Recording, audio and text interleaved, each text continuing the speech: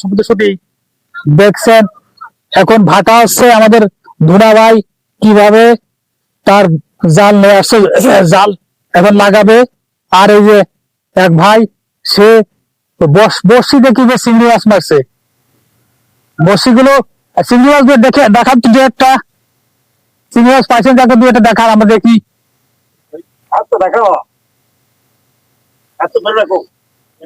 আমাদের শুধু এগুলো চিংড়ি মাছ, চিংড়ি মাছ সে বর্ষি দিয়ে চিংড়ি মাছ ধরছে। আর আমার ধুনা ভাই আসছে জাল এখন লাগাই দেবে, জাল লাগাই দিয়ে এখান থেকে মাছ ধরবে, ছোট ছোট চিংড়ি মাছ। যে চিংড়ি মাছগুলো সাধারণত সাগর থেকে চলে আসে জোয়ারের সাথে, আসার পর এখান থেকে ওই ভাটা যখন হয় তখন জাল দিয়ে মাছগুলো মারে সাধারণত। তোমাদের শুধু আমরা যে মাছের কথা বলছি, সাগরের মাছ, লবণাক্ত মাছ, এই মাছে প্রচুর ক্যালোরি থাকে। এই মাছগুলো খালি শরীরের জন্য উপকার আছে। সমাজ যদি ভালো থাকেন, লাইক শেয়ার কমেন্ট করেন। শুভ সকাল, আসসালামু আলাইকুম।